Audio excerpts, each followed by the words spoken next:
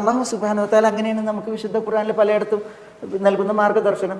സുബ്ഹാനല്ലാഹ്, സുബ്ഹാനല്ലദി, സുബ്ഹാന റബ്ബിക്, സുബ്ഹാനഹു, ഇങ്ങനെ.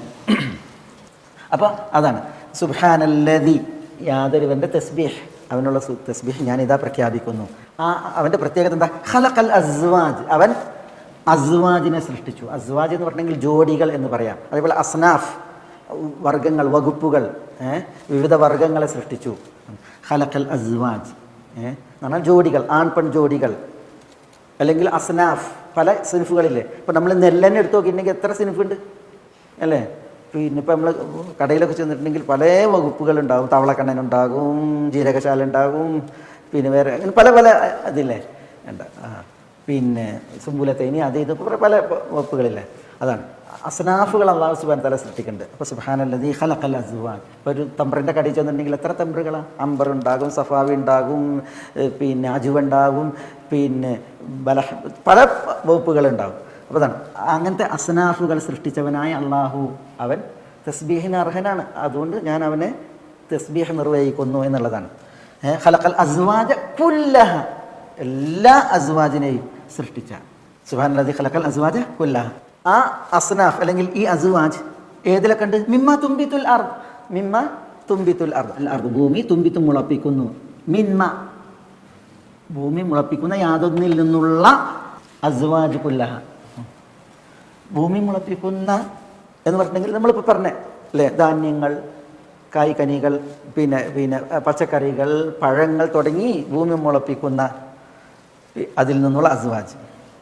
അതേപോലെ ഒമിൻ അൻഫുസിഹിം, ഒമിൻ അൻഫുസിഹിം, അവരിൽ നിന്ന് തന്നെയും എന്തുണ്ടാണ്ട്? അസ്വാജ് ഉണ്ടാണ്ട്. ഇപ്പം നമ്മൾ അമിൻ അൻഫുസിഹിം എന്ന് പറഞ്ഞാൽ അവരിൽ നിന്ന് തന്നെയും പറഞ്ഞെങ്കിൽ നമ്മളിൽ ആണുണ്ട് പെണ്ണുണ്ട് അല്ലേ? ആണും പെണ്ണും കൂടിയിട്ട് ആണിനെയും പെണ്ണിനെയും സൃഷ്ടിക്കുന്നുണ്ട്.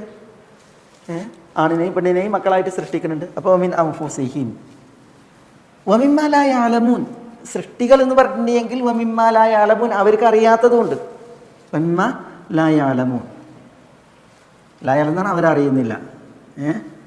മിമ്മ, അവരറിയാത്ത ഒന്നിൽ നിന്നുമുള്ള അസ്വാജിനെ, നമ്മൾക്ക് അറിയുന്നതിൽപ്പെട്ടതാണ്. ഇപ്പോൾ നമ്മൾ ഈ പറഞ്ഞ സസ്യലതാദികളൊക്കെ ഭൂമി മുളപ്പിക്കുന്നത്, അതേപോലെ തന്നെ നമ്മളിൽ നിന്നുണ്ടാകുന്നതൊക്കെ. പക്ഷെ ഇതല്ലാത്ത വേറെയും സൃഷ്ടികൾ അല്ലാഹുണ്ട്, നമ്മൾക്കറിയാത്ത.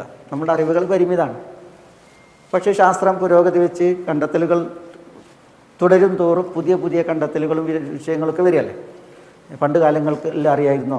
പിന്നെ ഇപ്പോൾ ഈ ഒരു കോശം എടുത്തിട്ടുണ്ടെങ്കിൽ അതിൽ പിന്നെ ഇത് പിന്നെ ഈജാബിയായ സൽബിയായ ഗുണങ്ങളുള്ളത്, അതേപോലെ തന്നെ ഓരോ പിന്നെ അണുക്കളിൽ ഇങ്ങനെ രണ്ട് പിന്നെ നിലക്കുള്ളതുള്ളത് നമുക്കറിയോ? ഇല്ലല്ലോ. അതൊക്കെ പിന്നീട് ഉണ്ടായതല്ലേ. ഓരോ കോശത്തിൽ പോലും എന്തുണ്ട്? പിന്നെ ഈ അസ്വാജ്, ജോഡി എന്നുള്ള സവിശേഷതയും പ്രത്യേകതയുണ്ട്. നമ്മളറിയാത്ത പടപ്പുകളും ഇവിടെ ഉണ്ടായിട്ടില്ലേ? സാലിഹ് അലൈഹി സ്വലാത്തു വസ്സലാമയുടെ ഒട്ടകം, അത് ഒട്ടകമാണ്. അത് എവിടുന്നാണ് ഉണ്ടായത്? അവിടെ ഭൂമിയിൽ പതിവുള്ളത് എല്ലാം ഒട്ടകം ഉണ്ടായത്. അതൊരു പാറക്കെട്ടിനുള്ളിൽ നിന്ന് പാറ പിളർന്ന് പുറത്തുനിന്ന് വന്നതാണ് അല്ലേ. അതേപോലെ തന്നെ ഇസ്മായിൽ അലൈഹി സ്വലാത്തു വസ്സലാമക്ക് പകരം ഇറങ്ങിയ ദിബ്ഹ്, വലിയ മൃഗം, അത് പിന്നെ മാനം ഇറക്കിയ ഒരു വലിയ ആടാണ് അല്ലേ, കബിഷായിരുന്നു.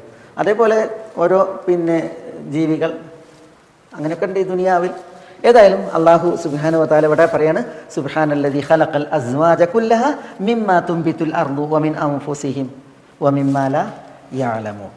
അല്ലാഹു സുബ്ഹാനഹു വ തആല ഇതൊക്കെ ഇവിടെ ഉണർത്തിയത് അള്ളാഹുവിൻ്റെ ഖുദ്റത്ത് മനസ്സിലാക്കാനാണ്, അള്ളാഹിൻ്റെ നിഅമത്ത് മനസ്സിലാക്കാൻ വേണ്ടിയിട്ടാണ്. ഒപ്പം അല്ലാഹു സുബ്ഹാനഹു വ തആല എൻ്റെ ഖുദ്റത്തിൻ്റെ അടയാളമാണ് ഭൂമിയിൽ ഇതൊക്കെ, എൻ്റെ നിഅമത്തുകളാണ് ഇതൊക്കെ എന്ന് എണ്ണയല്ലേ ചെയ്തത്. പിന്നെയോ അല്ലാഹു സുബ്ഹാനഹു വ തആല ഇതൊക്കെ ശുക്ർ നമ്മളിൽ നിന്ന് അർഹിക്കുന്നതാണെന്ന് അറിയിച്ചു. അതേപോലെ തന്നെ അള്ളാഹു നമ്മളിൽ നിന്ന് തസ്ബീഹ് അർഹിക്കുന്നു എന്നുള്ളതൊക്കെ അറിയിച്ച് ആ രീതിയിലാണ് അല്ലാഹു സുബ്ഹാനഹു വ തആല ഈ വചനങ്ങളെ ഇവിടെ അറിയിക്കേണ്ടായത്. ഏതായാലും അള്ളാഹുവിൻ്റെ ഖുദ്റത്തിനെ, അള്ളാഹുവിൻ്റെ നിഅമത്തിനെ സമ്മതിക്കാത്ത ആളുകൾക്ക് അല്ലാഹു സുബ്ഹാനഹു വ തആല ആ നിഅമത്തുകളെ എണ്ണുകയാണ് ഭൂമിയിലുള്ള പല വകുപ്പുകളിലൂടെയും. അതുപോലെ അള്ളാഹുവിൻ്റെ കഴിവിനെ അറിയിക്കുകയാണ് അള്ളാഹുവിൻ്റെ പല ഭൂമിയിലെ സൃഷ്ടികളെയും.